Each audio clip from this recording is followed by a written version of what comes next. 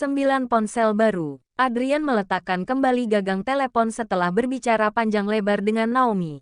Terlihat sangat puas. Wajah yang sebelumnya serius itu sudah berganti menjadi lebih segar. Sepertinya Adrian benar-benar menemukan mainan yang tak membosankan.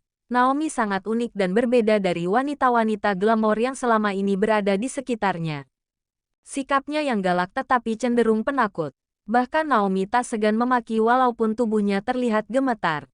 Dia pasti sedang memakiku habis-habisan. Adrian tertawa kecil, membayangkan betapa kusutnya wajah Naomi sekarang. Mungkin bibirnya sedang mengerucut seperti biasanya.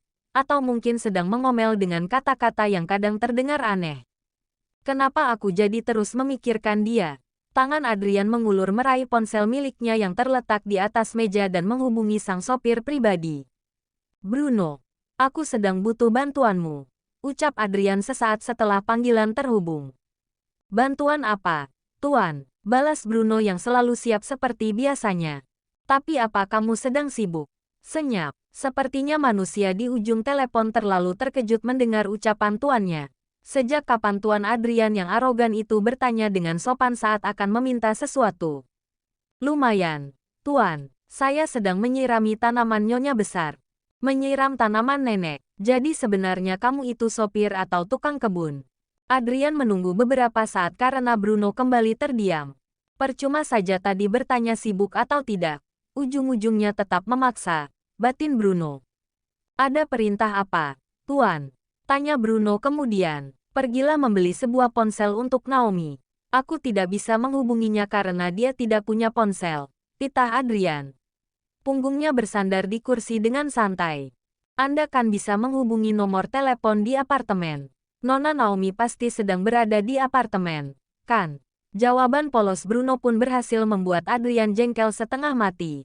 Jadi maksudmu Naomi harus membawa telepon rumah kemana-mana saat keluar, begitu? Gerutuan panjang Adrian itu dibalas Bruno dengan tawa kecil sambil menggaruk tengkuk lehernya. Hehe, maksud saya bukan seperti itu, Tuan. Baiklah, saya akan pergi membelinya sekarang juga. Ponsel seperti apa yang Anda inginkan? Bruno menyerah. Lebih baik menuruti perintah sang bos tanpa bertanya. Cari yang sesuai dengan karakter Naomi, jawab Adrian. Membuat dahi Bruno mengerut dalam.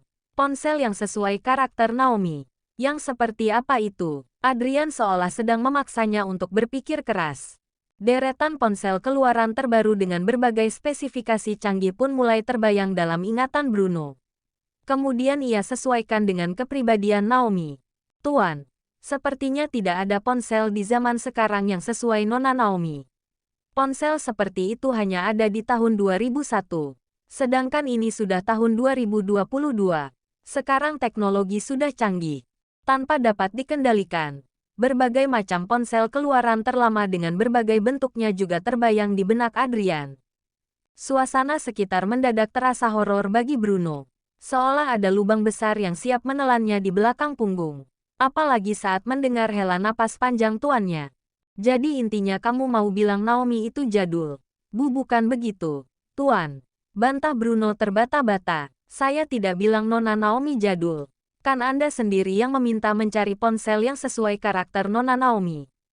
Tapi aku tidak memintamu mencari ponsel jadul, kan? Hehe, baiklah. Saya akan segera pergi mencari ponsel keluaran terbaru yang paling canggih untuk Nona Naomi. Selamat pagi, Tuan. Bruno cepat-cepat mematikan ponselnya sambil mengusap dada. Sejak hadirnya Naomi ke dalam hidup Adrian, Bruno kerap mendapat perintah di luar pekerjaannya sebagai sopir pribadi. Bahkan akhir-akhir ini gajinya sering terancam. Aku bisa gila lama-lama. Kenapa juga harus cari ponsel yang sesuai karakter orangnya? Naomi menghempas tubuhnya di kursi dengan pasrah. Kemudian mengulurkan tangannya pada Rahel. Wanita itu pun mulai melakukan perawatan pada kuku-kuku Naomi yang tajam.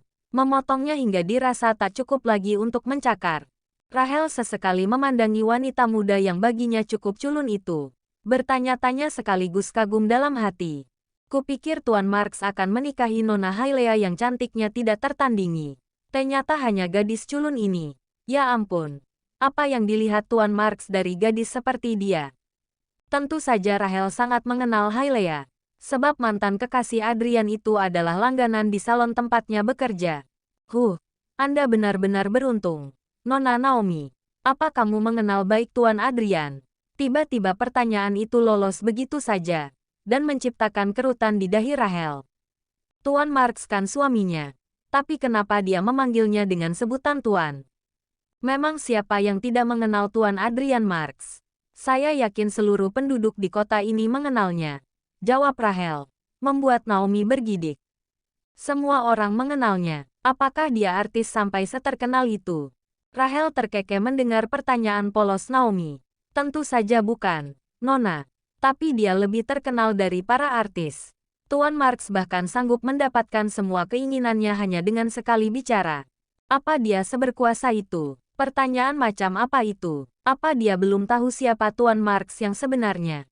Seperti itulah, Nona. Karena itulah tidak ada yang berani membuat masalah dengannya. Lalu bagaimana nasibku ke depannya? Batin Naomi. Apa kamu juga mengenal Nona Hailea? Rahel yang kini mulai memotong kuku kaki sejenak menatap Naomi. Tentu saja, dia adalah mantan kekasih Tuan Marks. Oh, wanita yang sangat sempurna. Dia membuat semua wanita iri dengan kecantikannya. Tapi tunggu, kenapa Tuan Marks meninggalkannya dan malah menikah dengan wanita ini? Rahel tak dapat menebak alasannya. Tentu saja saya kenal, Nona. Dia kan mantan pacar Tuan Adrian. Potong Naomi cepat. Rahel terkekeh sambil menggaruk tengkuk lehernya. Iya, benar. Maaf, Nona. Saya tidak bermaksud menyinggung Anda. Yang terpenting, kan sekarang Anda menjadi istri Tuan Marks, bujuknya. Apa Anda juga mengenal Nona Hailea? Dia bekas majikanku. Bruk, gunting kuku di tangan Rahel terjatuh begitu saja di lantai. Untuk beberapa saat wanita itu mematung.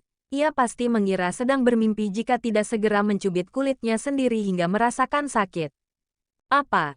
Dia adalah bekas pelayan Nona Hailea. Apa aku salah dengar? Apa maksud Anda, Nona?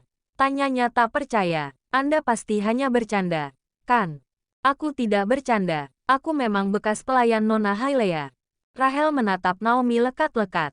Dari segi fisik, tentu saja Naomi tidak ada apa-apanya jika dibandingkan dengan deretan wanita cantik yang pernah dikabarkan dekat dengan Adrian. Ting, suara bel pun menghentikan pembicaraan itu. Naomi segera bangkit dari duduknya menuju pintu.